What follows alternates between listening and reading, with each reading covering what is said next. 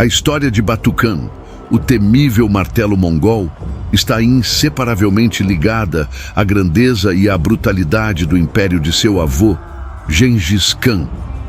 Para entender a força implacável que varreria a Europa Oriental, é indispensável mergulhar na profunda herança de fúria e conquista que Batu carregava em seu sangue.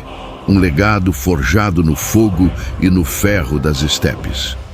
Nascido nas vastas e implacáveis planícies da Ásia Central, Batu era neto do lendário Gengis Khan, unificador dos mongóis e arquiteto do maior império contíguo da história humana. Tal linhagem não era apenas um distintivo de honra, era um mandato divino, um selo de Tengri, o deus do céu azul, para governar o mundo. A convicção de que o destino dos mongóis era subjugar tudo o que o céu abarcasse constituía a espinha dorsal de sua identidade e a força motriz por trás de sua expansão desapiedada. Batu era filho de Iochi, o primogênito de Gengis, e por meio dele personificava a continuação de uma linhagem de conquistas. Embora a paternidade de Iochi estivesse envolta em mistério, pois sua mãe, Berthe, fora sequestrada e permanecera em cativeiro antes de dar à luz, o que gerava murmúrios sobre sua possível origem não biológica. Gengis Khan o reconheceu publicamente como seu filho e herdeiro. Essa aceitação, por si só, consolidou o status de Iochi, e a posterior atribuição de seu ulus, ou domínio, nas terras ocidentais, reforçou a posição de sua descendência. Batu, como líder da casa de Iochi, herdou não só extensas terras, mas também a responsabilidade de ampliar as fronteiras do império. Um direito e um dever inquestionáveis que o colocavam na vanguarda de qualquer expansão rumo ao Ocidente. Seu caráter fora temperado nas tradições mongóis de dureza, liderança e uma fé inabalável na superioridade militar e no destino de seu povo. Era um homem de poucas palavras, mas de determinação férrea, cuja presença imponente exigia respeito e obediência. A decisão de lançar a maciça campanha contra o Ocidente não foi precipitada nem um capricho de um governante ambicioso, mas o resultado de um processo deliberativo meticuloso conhecido como Kurultai. Esse grande conselho era o coração político e militar do Império Mongol. Uma assembleia solene onde os príncipes de sangue, os generais mais experientes e os chefes tribais se reuniam para decidir o futuro do império. Era um rito ancestral e sagrado, no qual as decisões mais cruciais eram tomadas sob a suposta bênção de Tengri. Em 1235, sob a égide do grão Khan Ögedei, filho e sucessor de Gengis, foi convocado um Kurultai monumental. As imensas planícies da Mongólia se encheram de guerreiros, cavalos e tendas que se estendiam até onde a vista alcançava, enquanto os líderes de cada ulus, cada um com seus próprios contingentes e ambições, se congregavam para deliberar os próximos passos da expansão mongol. O ambiente estava carregado de expectativa, e a logística colossal do encontro era testemunho do poder e da organização do império. A atenção se concentrou no Ocidente, uma região vista como rica em recursos e madura para a conquista. Os relatórios de reconhecimento de espiões e exploradores, incluindo as análises detalhadas de Subutai, um dos maiores generais da história, descreviam um panorama de reinos europeus fragmentados, frequentemente em conflito entre si e vulneráveis ao poder coeso e disciplinado dos mongóis. A Bulgária do Volga, os principados russos, a Hungria e a Polônia eram retratados como presas fáceis, cujas riquezas poderiam engrossar o tesouro imperial, e cujas populações poderiam juntar-se à crescente força de trabalho e aos exércitos mongóis. A decisão final foi unânime. O Ocidente seria subjugado e suas riquezas integradas ao tesouro imperial. tal determinação não era meramente estratégica. Fazia parte da ideologia mongol, segundo a qual Tengri havia concedido a Gengis e seus descendentes o mandato de governar o mundo inteiro. E qualquer povo que se recusasse a submeter-se era um inimigo a ser aniquilado, uma ofensa à ordem divina que exigia ser corrigida com sangue e fogo.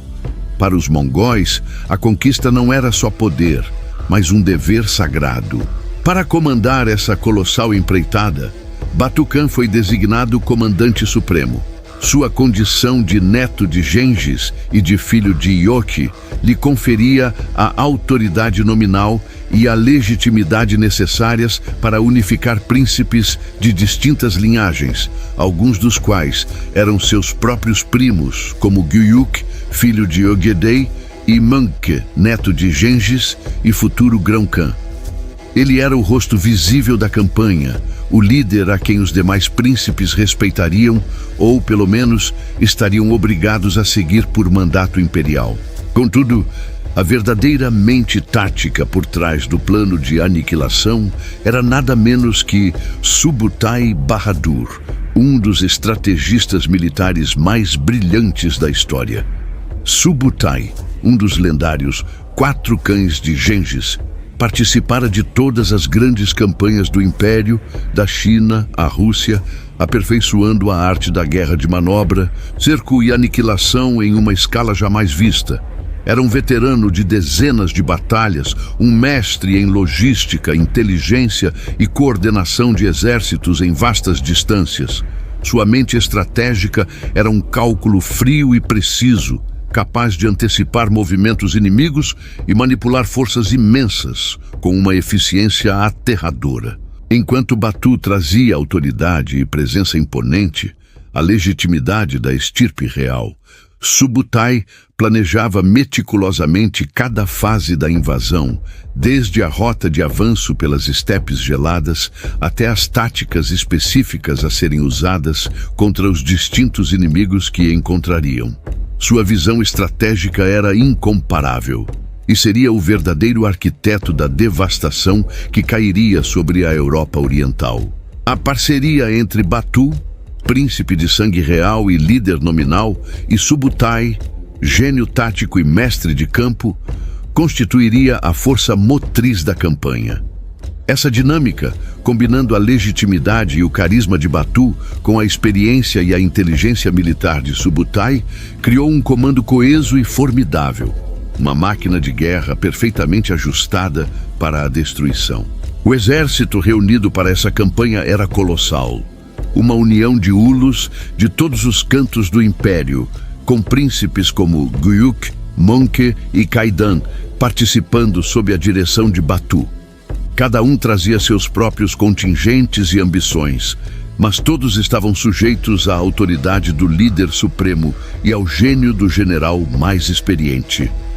Estima-se que mais de 100.000 guerreiros, a flor da cavalaria mongol, se preparavam para a marcha com seus arcos compostos, flechas letais, sabres afiados e cavalos resistentes, prontos para cavalgar incansavelmente milhares de quilômetros. Este capítulo marcou o peso dessa herança, a complexidade da tomada de decisões imperial e a formação de uma máquina de guerra sem precedentes, pronta para marchar para o Ocidente. Batu Khan, o neto de ouro, empunhava o martelo e Subutai traçava o rumo de sua fúria. A Europa estava prestes a testemunhar o poder combinado de uma linhagem lendária e uma estratégia militar insuperável. Um presságio do terror que se aproximava e que reescreveria o destino de nações inteiras. Com a decisão do Kurultai firmemente estabelecida e a liderança de Batu Khan, respaldada pelo gênio estratégico de Subutai, consolidada, o cenário estava pronto para a manifestação física da ira mongol. As imensas hordas, compostas por uma mistura de guerreiros de diversas tribos e príncipes imperiais, iniciaram sua inexorável marcha rumo ao Ocidente, transformando as estepes em um cenário de preparação para a destruição. Era a aurora de uma era de terror para os povos europeus, que mal podiam imaginar a magnitude da devastação que se aproximava. A campanha começou com a conquista brutal da Bulgária do Volga, um reino comercial próspero e estrategicamente vital, situado no curso médio do rio Volga. Essa região, ponto de intercâmbio entre o mundo islâmico, o norte da Europa e as estepes asiáticas, representava um obstáculo crucial e um prêmio cobiçado pelos mongóis. Suas cidades, como Bulgar, eram centros de comércio e cultura, fortificadas e habitadas por um povo resiliente que por anos resistira a incursões menores. Contudo, a Bulgária do Volga não estava preparada para a força avassaladora e a coordenação militar que Batu e Subutai demonstrariam. A primeira fase do ataque mongol foi implacável. As cidades foram sitiadas e, uma vez superadas suas defesas, reduzidas a cinzas. Suas populações foram massacradas sem distinção. Os recursos saqueados com eficiência sistemática e a terra deixada em ruínas fumegantes. Não foi só uma vitória militar, mas uma demonstração clara da política mongol de aniquilação para quem ousasse resistir e de subjugação total para os poucos que sobrevivessem ao inferno. A mensagem era inequívoca e seria transmitida por ondas de refugiados e relatos apavorantes que se espalhavam rumo ao oeste. A eficácia e rapidez da cavalaria mongol em terrenos abertos foram plenamente exibidas durante essa fase inicial. As hordas varreram o território da estepe como um incêndio incontrolável. Seus movimentos eram fluidos e letais. Os cavalos das estepes, pequenos, mas incrivelmente resistentes e ágeis, eram a espinha dorsal dessa máquina de guerra. Permitiam que os cavaleiros mongóis cobrissem distâncias que os exércitos europeus, acostumados com infantaria pesada e movimentos lentos, consideravam impossíveis. A disciplina férrea dos cavaleiros, sua habilidade incomparável no tiro com arco montado e sua tática de ataque e retirada, simulando fugas para depois retornar e aniquilar o inimigo perseguidor, os tornavam praticamente invencíveis em seu ambiente natural. Surpreendiam seus adversários, desorganizando suas defesas e minando sua moral, antes que pudessem formar uma linha de batalha coerente. Cada vitória era um testemunho do gênio tático de Subutai e da capacidade mongol de adaptar a guerra às imensas extensões da paisagem. A campanha prosseguiu com a subjugação dos Cumanos, também conhecidos como Kipchakos, um povo nômade turco que habitava as estepes entre o Mar Cáspio e o Mar Negro. Os Cumanos, apesar de sua reputação de guerreiros ferozes e de terem sido rivais dos mongóis por décadas, não puderam resistir à força esmagadora e à organização superior das hordas de Batu. A perseguição aos Cumanos se estendeu por grandes áreas, uma caçada implacável que levou os mongóis a entrar em contato direto com os principados russos. Muitos chefes cumanos, ao verem seus exércitos desintegrados e suas terras invadidas, buscaram refúgio em terras eslavas, implorando ajuda aos príncipes russos e precipitando assim os futuros conflitos que logo envolveriam a Rus de Kiev. A brutalidade empregada contra essas populações nômades não era arbitrária nem fruto de mera selvageria. Fazia parte de uma estratégia de terror calculado, destinada a paralisar a vontade de resistência de povos futuros. As notícias de massacres, da destruição total de cidades e da aniquilação de exércitos se espalharam rapidamente, gerando um pânico generalizado que precedia o próprio exército mongol, minando a moral e a capacidade organizativa dos inimigos antes mesmo da chegada das tropas. Era uma arma psicológica tão poderosa quanto qualquer arco ou espada. Esse período inicial da campanha foi crucial para Batu Khan. Foi o momento em que consolidou seu poder e estabeleceu a autoridade de sua estirpe sobre as terras recém-conquistadas. a região das estepes do sul da Rússia e a bacia do Volga, rica em pastos para os inúmeros rebanhos mongóis e estrategicamente localizada como porta de entrada para o Ocidente, transformou-se na base operacional de onde o terror se espalharia ainda mais rumo ao oeste. Batu, com a bênção do grão-khan Ögedei, começou a moldar as bases do que viria a ser o Kanato da Horda Dourada. Essa nova entidade política não era apenas um acampamento temporário de um exército em marcha. Era uma base permanente, um reino em formação que serviria como plataforma inexpugnável para campanhas futuras e como centro de poder duradouro para os descendentes de Yoti. A criação da Horda Dourada simbolizava a intenção mongol de não apenas invadir e saquear, mas de estabelecer um controle duradouro sobre essas vastas terras.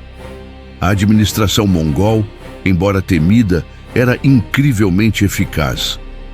Integravam povos subjugados por meio de um sistema de tributação e servidão, recrutando mão de obra especializada e guerreiros para seus próprios exércitos, e organizavam a logística complexa necessária para sustentar um exército tão grande a milhares de quilômetros de sua terra natal. As linhas de suprimento eram cuidadosamente planejadas. A inteligência sobre os inimigos era diligentemente coletada, e o exército se preparava continuamente para a próxima e mais ambiciosa fase de sua campanha: a invasão dos ricos e fragmentados principados russos. O fogo da estepe fora aceso, alimentado com o sangue dos conquistados e a ambição insaciável de Batu-khan.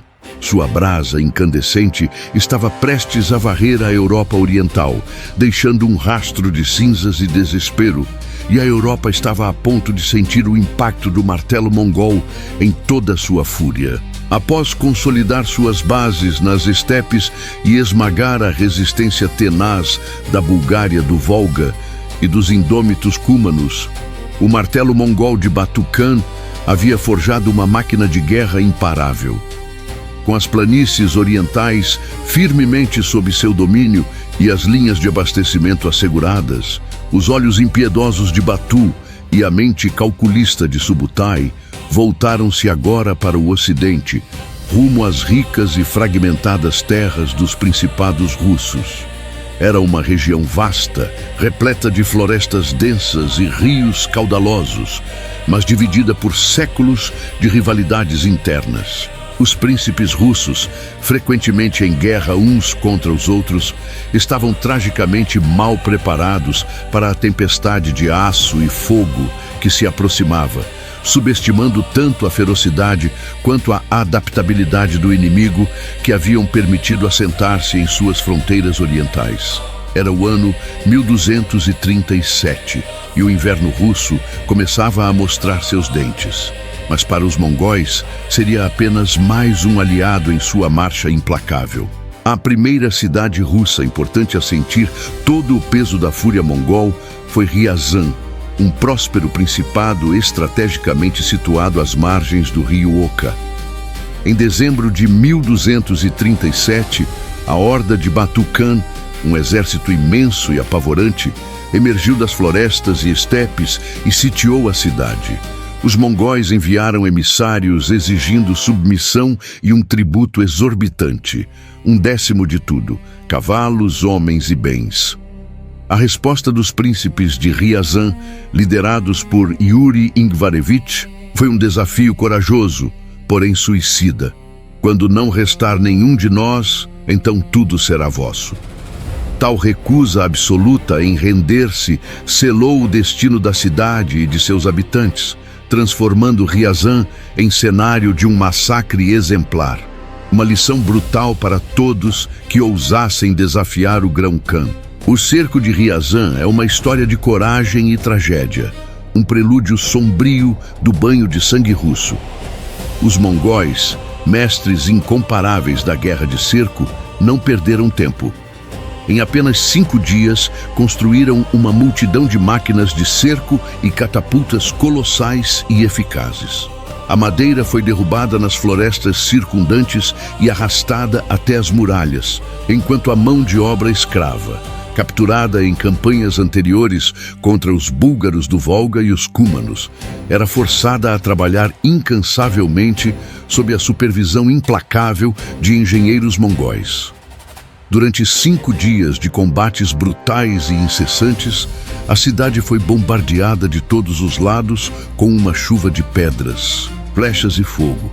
As defesas russas, embora valentes, eram insuficientes diante da determinação implacável e da superioridade numérica e tecnológica mongol. Cada tentativa de contra-ataque era esmagada com crueldade, e a moral dos defensores, isolados e sem esperança de reforços, começou a desmoronar sob o peso do terror. Quando as muralhas finalmente cederam diante do assalto combinado de máquinas de cerco e hordas de guerreiros mongóis escalando as brechas, o castigo foi tão terrível quanto exemplar: um massacre total. A política mongol de não deixar pedra sobre pedra para quem resistisse foi aplicada em sua forma mais bárbara. Nenhum cidadão, homem, mulher ou criança, foi poupado. As crônicas russas da época descrevem a cena com horror. Corpos empilhados nas ruas, sangue tingindo a neve, fumaça de casas e igrejas em chamas elevando-se aos céus gelados. As igrejas foram profanadas e incendiadas, suas relíquias saqueadas e seus monges e sacerdotes brutalmente assassinados. As casas foram saqueadas e depois consumidas pelas chamas, e a própria cidade de Ryazan deixou de existir como entidade viva, transformada em um monte fumegante de ruínas e cinzas. Foi um aviso sombrio e inequívoco a todos os demais principados russos. Resistir aos mongóis era sinônimo de aniquilação. Mas a história de Ryazan não foi um episódio isolado. Foi apenas o começo de um padrão de terror que se desdobraria durante os meses de inverno. O inverno russo, que historicamente fora a ruína de inúmeros invasores, tornando intransitáveis os caminhos e impossível o abastecimento, foi, ironicamente, transformado em uma vantagem estratégica incomparável por Batu e Subutai. Ao contrário dos exércitos europeus, que dependiam de rotas pavimentadas e suprimentos fixos, os mongóis, nômades da estepe acostumados a um estilo de vida móvel e autossuficiente, estavam perfeitamente adaptados ao ambiente gélido e implacável. A neve e o gelo, em vez de obstáculos, tornaram-se rotas para sua cavalaria. Os rios congelados se transformaram em estradas naturais, permitindo aos mongóis moverem-se com uma velocidade e mobilidade sem precedentes, flanqueando defesas e surpreendendo cidades.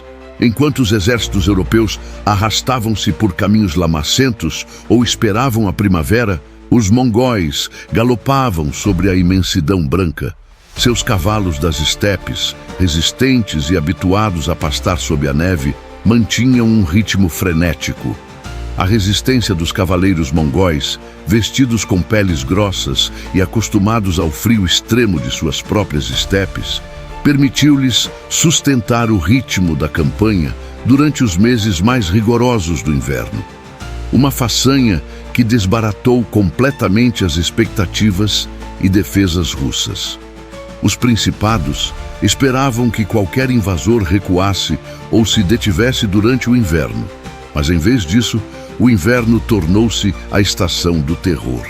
Kolomna, outra cidade importante no caminho para Vladimir, caiu em janeiro de 1238 após uma batalha feroz que dizimou um contingente de Ryazan que tentava desesperadamente reforçar a defesa.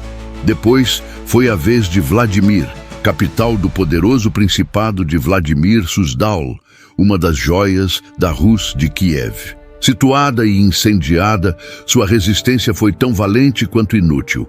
As defesas russas, fatalmente fragmentadas e incapazes de unir-se diante da vertiginosa velocidade e ferocidade incomparável dos mongóis, desmoronaram uma após a outra, Cada cidade conquistada era um novo foco de destruição e saque. Seus habitantes massacrados ou escravizados, seus tesouros roubados e suas fortificações reduzidas a pó. A campanha de inverno dos mongóis foi uma demonstração devastadora de adaptabilidade militar e crueldade calculada. Não só sobreviveram ao inverno, dominaram-no, transformando-o em uma arma contra inimigos desprevenidos. A paisagem desolada da Rússia, sob gelo e neve, foi testemunha da rápida e brutal queda de uma série de cidades e do massacre em massa de seus habitantes, enquanto o Império Mongol avançava implacavelmente, pavimentando seu caminho com o sangue dos principados russos. O banho de sangue russo foi apenas o prelúdio do que viria, e as cinzas de Ryazan e Vladimir marcarão a entrada da Europa em uma era de trevas sem precedentes, anunciando que o martelo mongol estava longe de terminar sua obra. Após a devastação implacável que varreu os principados do Nordeste e centro da Rússia, deixando um rastro de cinzas e desespero, o olhar frio e estratégico de Batu-Khan, guiado pelo gênio tático de Subutai, voltou-se para seu próximo e mais simbólico alvo, Kiev. A grandiosa cidade, com suas cúpulas douradas brilhando sob o sol e sua história milenar como berço espiritual e político da Rus de Kiev, representava mais do que um simples centro populacional. Era o coração pulsante da identidade eslava, um baluarte de cultura e poder que se erguia como o último obstáculo significativo no caminho mongol através das vastas planícies. No ano 1240, a cidade de Kiev, embora ainda imponente, já não era a mesma potência de outrora. Décadas de conflitos internos incessantes e disputas fratricidas entre os príncipes russos haviam corroído sua força, dividindo lealdades e enfraquecendo defesas. A população, numerosa e orgulhosa, estava longe de ser coesa, e o espírito de unidade que poderia ter sido sua única esperança contra a maré mongol estava fragmentado. Ainda assim, quando a fumaça distante de incêndios e os relatos apavorantes de destruição total começaram a preceder a própria horda, Kiev, sob o comando de Dmitro, um valente voivoda do príncipe Daniel da Galícia, preparou-se para a defesa. A cidade sabia que seu destino estava selado se não lutasse com todas as suas forças. Os exércitos mongóis, uma força colossal e implacável que aperfeiçoara suas táticas de cerco em centenas de cidades e fortalezas por toda a Ásia e leste europeu, sitiaram Kiev com uma eficiência aterradora. O ar ao redor da cidade encheu-se com o som de milhares de homens em movimento, relinchos de cavalos e construção frenética. O cerco começou com a marca distintiva da engenharia mongol, uma exibição devastadora de poder e organização. Enormes catapultas capazes de lançar rochas de dezenas de quilos e arietes maciços projetados para destruir muralhas foram construídos com surpreendente precisão e celeridade. A madeira das densas florestas circundantes foi derrubada em massa e rapidamente transformada em instrumentos de aniquilação. Os ataques eram incessantes, uma avalanche implacável de projéteis e incursões que durava dia e noite, minando não só as fortificações de pedra, mas também a moral dos defensores. Os mongóis não poupavam esforços nem vidas. Milhares de prisioneiros capturados em campanhas anteriores foram empurrados para a frente, forçados a empurrar máquinas de cerco e preencher fossos com terra e seus próprios corpos, servindo como trágica isca para aproximar os equipamentos de cerco. A determinação mongol de quebrar a resistência de Kiev era absoluta. A cidade era um prêmio de imenso valor estratégico e simbólico, e sua queda enviaria uma mensagem inequívoca de poder e terror a toda a Europa. Uma declaração de que nada estava a salvo. Os defensores de Kiev, embora liderados com bravura por Dmitro, travaram uma batalha desesperada. Durante semanas resistiram, repelindo brutais assaltos e tentando contra-atacar. Mas a superioridade mongol em número, tecnologia de cerco e, sobretudo, persistência era esmagadora. As muralhas da cidade, antes orgulhosas e intransponíveis, foram finalmente rompidas pela força combinada de catapultas e arietes. Com as defesas comprometidas, os mongóis invadiram, e o cerco transformou-se em combate casa por casa. Uma matança brutal e indiscriminada. A cena era de horror inimaginável. Os cidadãos de Kiev, em um ato desesperado de fé e autodefesa, buscaram refúgio em igrejas e edifícios fortificados, acreditando que a santidade dos lugares sagrados lhes daria alguma proteção. Mas nem mesmo os santuários mais venerados foram respeitados pela fúria mongol. A magnífica Catedral de Santa Sofia, símbolo da ortodoxia russa e monumento à sua glória, foi profanada. Suas riquezas saqueadas, seus muros testemunhas de barbárie. Ainda mais trágico foi o destino da Igreja do Dízimo. Milhares de fiéis, refugiados sob seu teto, viram o edifício, já enfraquecido pelos combates e bombardeios, desabar sobre eles, esmagando-os em uma tumba coletiva de pedra e desespero. O eco de seus gritos silenciou-se sob os escombros e a esperança desfez-se em pó. O capítulo culmina com a entrada triunfal e brutal de Batukan na cidade em ruínas. A cena era de desolação indescritível. Kiev, outrora uma das cidades mais magníficas e vibrantes da Europa, tornara-se um cemitério fumegante. As ruas estavam cobertas de corpos despedaçados e deformados, empilhados grotescamente em testemunho da ferocidade do combate. Os edifícios ardiam ou estavam reduzidos a escombros, e a vida, tal como era conhecida, fora extinta, substituída por um silêncio arrepiante interrompido apenas pelo crepitar das chamas e o choro dos poucos sobreviventes. O ar estava carregado com a fumaça acre e o cheiro nauseabundo da morte. O panorama de terror estava completo, e os escassos sobreviventes, traumatizados e despojados de tudo, fugiam desesperadamente rumo ao oeste, levando consigo nada além de suas vidas e relatos de uma aniquilação sem precedentes. A queda de Kiev não foi apenas uma vitória militar. Marcou o fim da Rus de Kiev como entidade política independente, varrendo séculos de história e cultura para dar lugar ao jugo tártaro. 2 séculos e meio de submissão e tributo à Horda Dourada.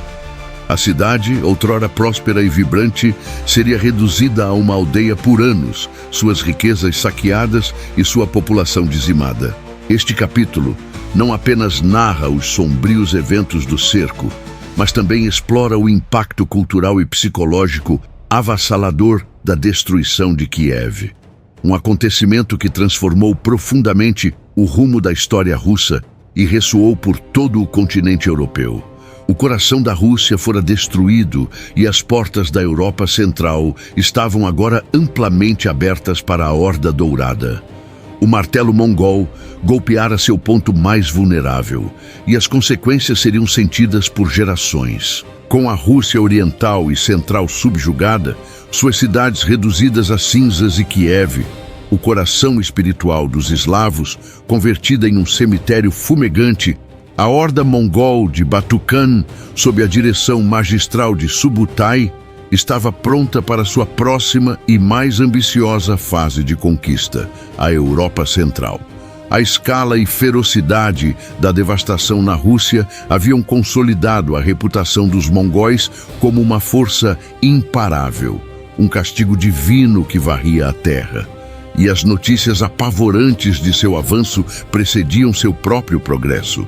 Contudo, ao se aproximarem os mongóis das fronteiras dos reinos cristãos da Europa Central, Subutai, veterano das estepes e mestre da guerra psicológica, compreendeu que era necessária uma nova abordagem estratégica. Embora o poder de um único exército maciço fosse inquestionável, também podia tornar-se previsível e vulnerável a uma coalizão unida e decidida de reinos europeus. A inteligência mongol, afiada por anos de reconhecimento meticuloso, revelara as relações complexas e frequentemente tensas entre os monarcas europeus, mas também o potencial de que se unissem diante de uma ameaça comum de tal magnitude. A solução de Subutai foi um golpe de gênio tático: dividir o exército mongol em dois braços principais, projetados para semear o pânico e impedir qualquer resistência organizada. A Europa não enfrentaria uma única avalanche, mas uma tenaz implacável, atacando de múltiplos pontos e fragmentando qualquer esperança de aliança.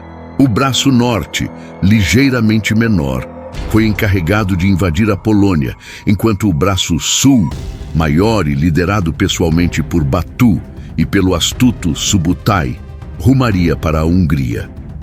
A ideia central era impedir que os reinos europeus apoiassem uns aos outros, ao apresentar duas frentes de ataque simultâneas, porém geograficamente distintas.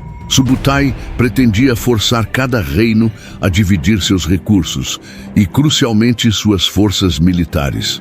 Cada nação teria de defender suas próprias fronteiras, incapaz de enviar ajuda substancial a um vizinho sem deixar seu próprio território vulnerável.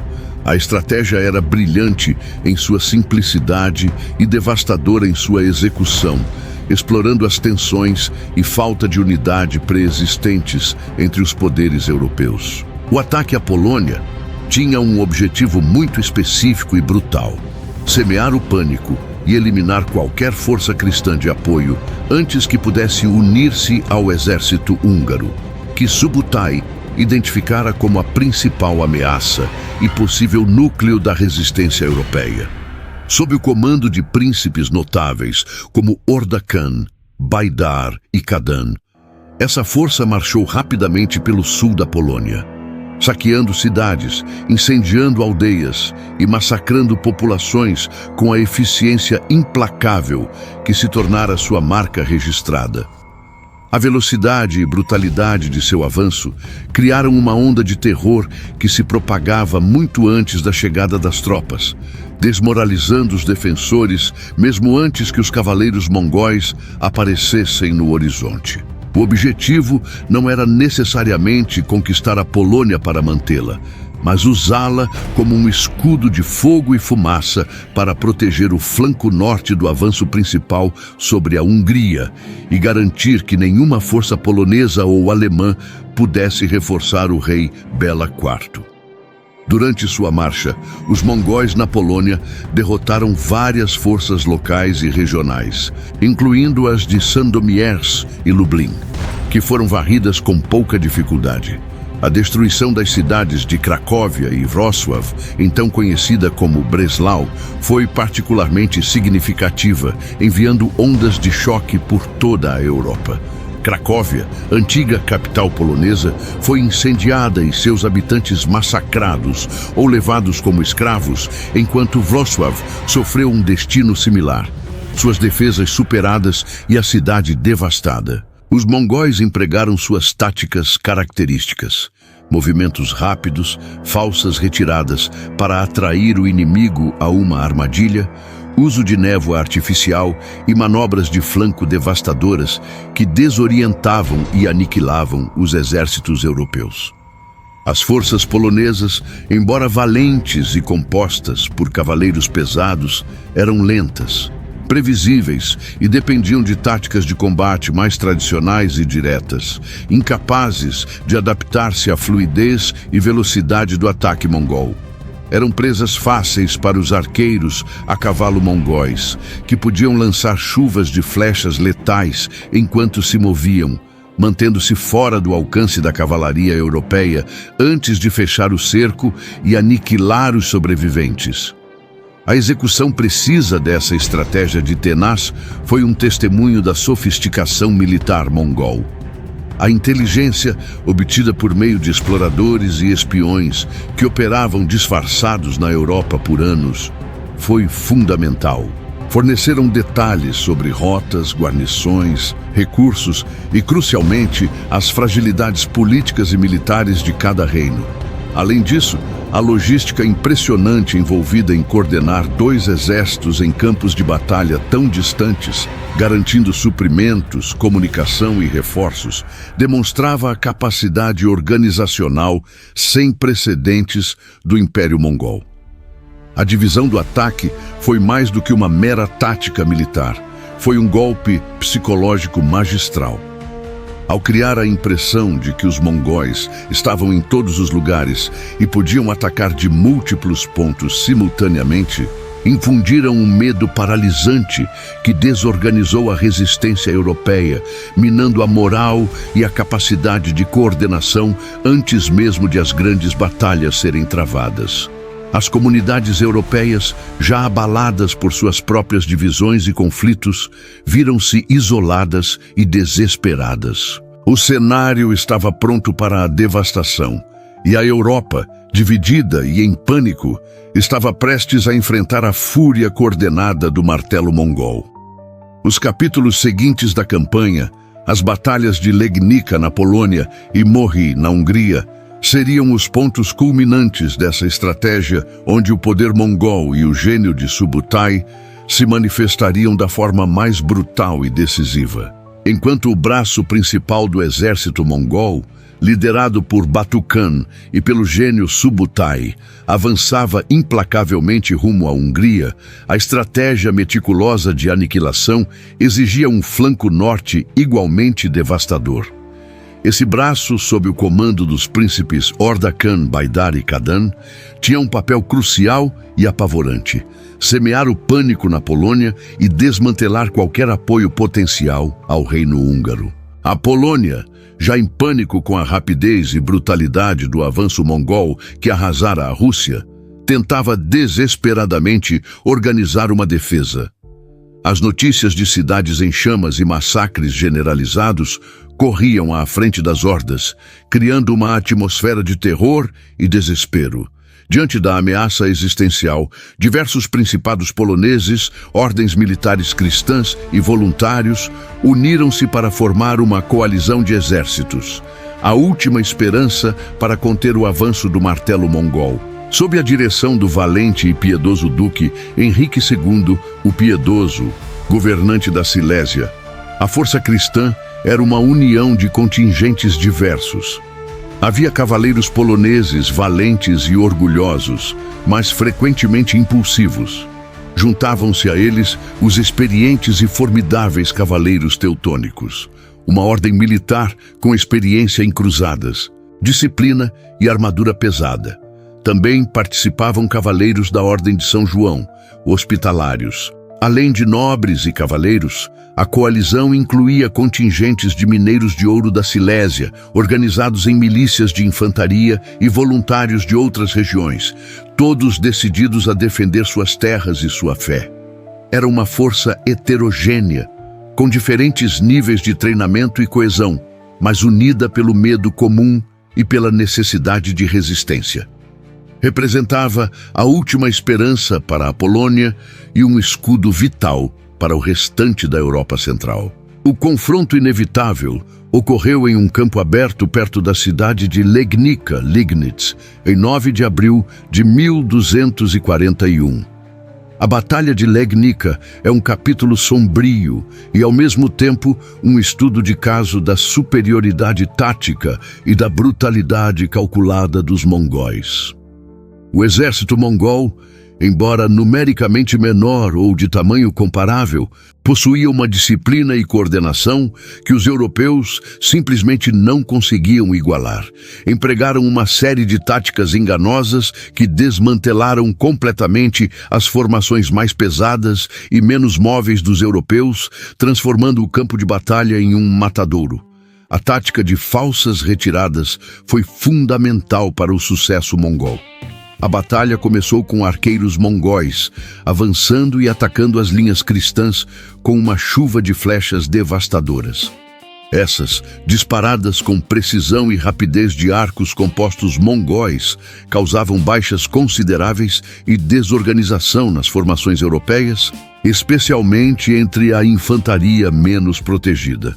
Depois, os mongóis executavam uma retirada aparentemente desordenada e em pânico, viravam seus cavalos e simulavam fuga.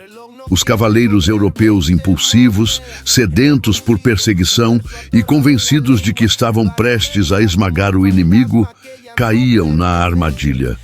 Rompiam suas formações defensivas e avançavam perseguindo vigorosamente, entrando em um terreno previamente selecionado pelos mongóis para a emboscada. Uma vez que os cavaleiros estavam isolados e perseguindo o inimigo em fuga, os mongóis, com disciplina impressionante, giravam repentinamente, disparando de seus cavalos em alta velocidade. As flechas caíam sobre os cavaleiros expostos e as unidades mongóis, que antes pareciam fugir, agora cercavam as forças cristãs desorganizadas. Além das falsas retiradas, relatos da época sugerem que os mongóis empregaram fumaça artificial para aumentar a confusão. Teriam queimado ervas, fardos de feno e outros materiais combustíveis para criar uma névoa espessa que obscurecesse o campo de batalha. Essa cortina de fumaça não só confundia os europeus, que perdiam a visão do inimigo e de suas próprias linhas, mas também permitia aos mongóis manobrar sem serem vistos. A fumaça podia ocultar a retirada e, crucialmente, a virada súbita ao ataque, maximizando o fator surpresa e o pânico entre os cristãos. O uso dessas táticas, combinando engenho militar com manipulação psicológica, era uma marca distintiva do gênio de Subutai e dos comandantes mongóis. A batalha rapidamente tornou-se uma carnificina. As pesadas armaduras dos cavaleiros europeus, que os tornavam formidáveis em combate corpo a corpo e símbolo de seu poder, também os deixavam lentos, menos manobráveis e vulneráveis a ataques de flechas à distância. Uma vez cercados e desorganizados pela tática mongol, transformavam-se em alvos fáceis para a cavalaria leve e ágil. A coordenação e disciplina mongóis permitiam-lhes executar flanqueamentos devastadores, atacando os flancos e retaguarda das formações cristãs com eficácia brutal. As tentativas de contra-ataque europeu e os esforços desesperados para reorganizar as linhas eram repetidamente esmagados pela mobilidade implacável e pela incessante chuva de flechas mongóis.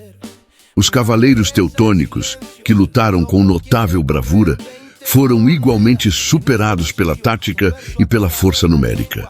A derrota foi total e esmagadora. O campo de batalha de Legnica tornou-se um cemitério para a cavalaria polonesa e seus aliados. O próprio Henrique II, o piedoso, líder da coalizão cristã, morreu durante a batalha. Seu corpo foi encontrado no campo e sua cabeça separada do tronco. A cena final e mais apavorante foi a cabeça de Henrique II, espetada em uma lança e exibida pelos mongóis em Legnica. Esse ato brutal e simbólico serviu como um aviso poderoso e um augúrio terrível do que aconteceria a quem ousasse opor-se ao martelo mongol. Essa imagem brutal espalhou-se como fogo por toda a Europa, desmoralizando populações e fazendo tremer de medo os reinos vizinhos. A crença na invencibilidade mongol consolidava-se. A vitória em Legnica não só eliminou uma força significativa de resistência na Polônia, mas também assegurou que nenhuma ajuda substancial pudesse ser enviada ao Reino da Hungria. A estratégia de pânico e divisão de Subutai fora executada com maestria, pavimentando o caminho para que o braço principal do exército mongol, liderado por Batu-Khan, empreendesse sua próxima e mais ambiciosa campanha. Legnica ficou gravada na memória europeia como um dos momentos mais sombrios e traumáticos da invasão mongol. Um lembrete vívido da fragilidade de uma Europa dividida diante de uma força unida, disciplinada e implacavelmente eficaz. O terror na Polônia fora executado e o cenário estava pronto para o próximo ato da devastação mongol na Hungria. Enquanto o braço norte do exército mongol semeava o terror na Polônia e aniquilava as forças cristãs em Legnica, deixando um rastro de destruição e pânico que ressoava por todo o continente, o braço principal da invasão, uma força colossal liderada pessoalmente por Batu Khan e pelo inestimável gênio tático Subutai, avançava inexoravelmente rumo ao coração do Reino da Hungria. Esse era o objetivo principal. A joia da coroa da Europa Oriental, cuja subjugação representava o último obstáculo para a passagem livre dos mongóis rumo às ricas terras da Europa Ocidental. A Hungria, sob o rei Bela IV, era naquele momento o reino mais poderoso da região, com um exército respeitável, vastas terras e uma história de resistência a invasores. Bela IV, um monarca astuto e consciente da ameaça iminente que se aproximava do leste. As notícias da devastação na Rússia, Polônia e Silésia viajavam mais rápido que os próprios mongóis. Tentara mobilizar seus barões e convocar o exército real. Era uma tarefa hercúlea, pois a nobreza húngara era notória por sua desunião e relutância em cooperar plenamente com a coroa. Apesar desses desafios internos, Bela conseguiu reunir uma força considerável. Seu exército era uma mistura de cavaleiros pesados húngaros, uma infantaria robusta, uma quantidade significativa de arqueiros e besteiros e contingentes de aliados valiosos, incluindo os temidos cavaleiros templários e forças croatas. Contudo, a falta de disciplina entre suas tropas e a desconfiança entre os nobres revelar-se-iam falhas fatais diante da máquina de guerra mongol.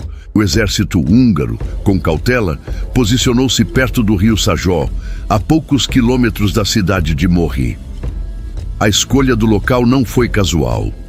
Os húngaros montaram um acampamento fortificado, esperando usar o rio como barreira natural contra o avanço implacável dos mongóis.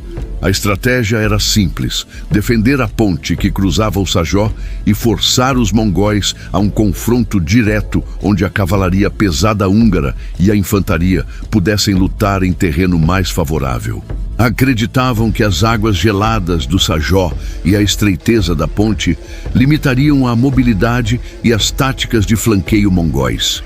Ignoravam que Subutai, o mestre estrategista, já havia analisado o terreno com precisão cirúrgica e elaborado um plano brilhante, e para os húngaros, mortal. Batalha de Mory, ocorrida em 11 de abril de 1241, não foi um choque frontal, mas uma obra-prima de emboscada e coordenação tática mongol. Durante a noite, sob a cobertura da escuridão e o silêncio sinistro das estepes, Subutai liderou pessoalmente uma parte significativa de suas forças para cruzar secretamente o rio Sajó. Longe da ponte principal, ele descobrira um val distante, uma passagem oculta que permitiria a seus guerreiros flanquear as defesas húngaras. Enquanto essa manobra furtiva era executada, Batu Khan liderava o assalto frontal sobre a ponte principal. Suas tropas, armadas com arcos e catapultas leves, bombardeavam os defensores húngaros, usando o ruído e o caos do confronto para mascarar a operação de flanqueamento de Subutai. A tática de Tenaz foi executada com precisão aterradora. As forças de Batu enfrentaram resistência inicial na ponte, com os húngaros lutando bravamente para manter a posição. Os projéteis mongóis caíam sobre a ponte e as margens, mas a determinação dos defensores impedia um avanço rápido. Contudo, o ataque noturno e a pressão constante tinham um propósito maior: manter os húngaros fixos e distraídos. Ao amanhecer, a parte do exército mongol que flanqueara o rio, liderada por Subutai, atacou a retaguarda e os flancos do acampamento húngaro. O impacto foi total e devastador. Os húngaros, surpreendidos em seu próprio acampamento e atacados simultaneamente pela frente, pela ponte e por trás e pelos flancos, pela força flanqueadora, entraram em pânico. A disciplina desintegrou-se no meio do caos, e o acampamento fortificado, que deveria ser um refúgio seguro, transformou-se em uma armadilha mortal. As flechas mongóis caíam de todos os lados, enquanto as catapultas leves bombardeavam o interior do acampamento, aumentando ainda mais a confusão e desmoralização. A cavalaria húngara, pesada e lenta para girar em um espaço tão confinado, tornou-se um alvo fácil. A carnificina no rio Sajó foi total e implacável. Os mongóis, mestres em cercar e aniquilar, não deixaram escapatória.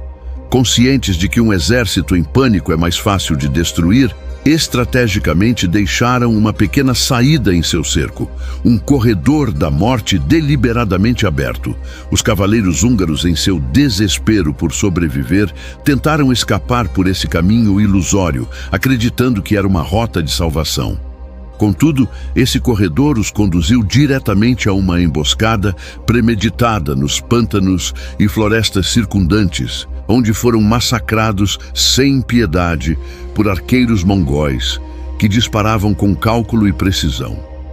A maior parte do exército húngaro foi aniquilada. Os corpos dos soldados cobriam a paisagem por quilômetros. Um testemunho sombrio da eficiência brutal da máquina de guerra mongol. O próprio rei Bela IV mal conseguiu escapar com vida. Após testemunhar a aniquilação de seu exército e o colapso de seu reino, fugiu desesperadamente rumo ao oeste em direção à Dalmácia, perseguido incansavelmente por destacamentos mongóis que não poupavam esforços para capturá-lo e assim derrubar completamente o símbolo da resistência húngara. Morri foi uma vitória estratégica esmagadora para os mongóis, demonstrando não só sua ferocidade incomparável, mas também sua superioridade intelectual militar e sua capacidade de planejar e executar manobras complexas em grande escala.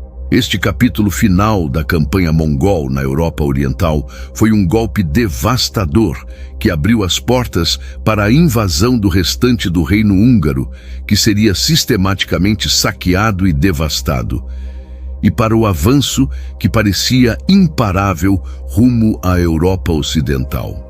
O inferno húngaro materializara-se de forma brutal e a Europa estava agora à mercê do martelo mongol, que parecia não ter limites em sua fúria e ambição. Após as vitórias esmagadoras em Legnica e Morri, e com a devastação de grande parte da Europa Oriental, Batu Khan e o invencível Subutai pareciam estar à beira de uma conquista total do continente. O martelo mongol, empunhado com precisão brutal, esmagara impérios e reinos, deixando um rastro de cinzas e desespero. A Polônia estava em ruínas, a Hungria era um campo de escombros fumegantes, e os principados eslavos, já subjugados, haviam se tornado meras sombras do que foram. A Europa Ocidental, até então um mundo distante e quase mítico para os cavaleiros das estepes, estava agora à vista. Sua riqueza e fragmentação evidentes nos relatórios meticulosos dos espiões mongóis. A marcha imparável de Batu culminara em uma posição de poder sem precedentes. Com a queda de Cracóvia e o massacre em Legnica, o flanco norte estava assegurado. Com a aniquilação do exército de Bela IV em Morri, o coração da Europa Central estava aberto. Nada no Ocidente demonstrara ser capaz de deter a cavalaria mongol, que se movia com velocidade vertiginosa e lutava com ferocidade incomparável.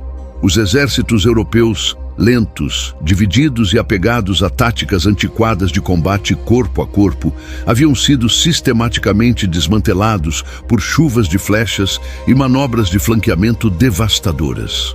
O temor de um avanço mongol em larga escala rumo ao Sacro Império Romano-Germânico, à Itália e até à França era uma realidade apavorante que paralisava a vontade dos monarcas ocidentais. A Europa estava em pânico generalizado.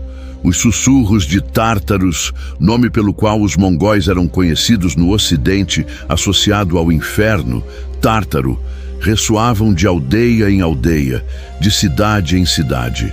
O imperador Frederico II do Sacro Império Romano-Germânico, governante astuto, Pedia uma cruzada pan-europeia contra o novo inimigo, mas a resposta era lenta, fragmentada e ineficaz.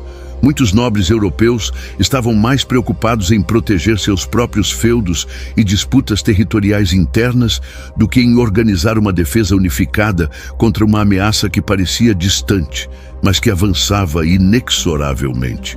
O Papa Gregório IX proclamou uma cruzada, mas a ameaça era tão súbita e avassaladora que a capacidade de resposta europeia era mínima, paralisada pelo medo e pela falta de coordenação. A civilização europeia, tal como era conhecida, parecia à beira do colapso. Os mongóis, mestres em planejar campanhas com anos de antecedência e executá-las com precisão implacável, passavam o inverno no território húngaro conquistado, saqueando o que restava e consolidando posições. A primavera de 1242 marcaria a próxima fase dos ataques, com incursões já realizadas na Áustria e planos para marchar sobre Viena em andamento.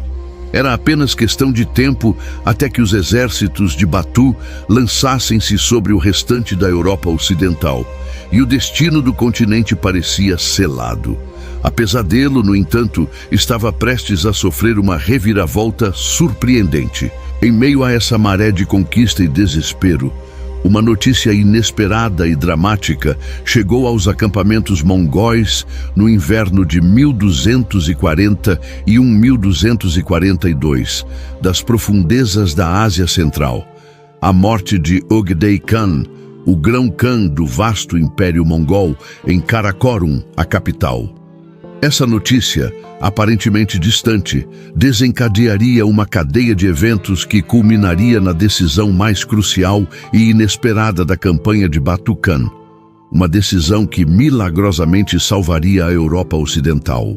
De acordo com as leis e costumes mongóis, a morte do grão-khan, todos os príncipes de sangue real e comandantes deviam retornar à Mongólia para participar do Kurultai, o Grande Conselho, que elegeria o próximo grão-khan.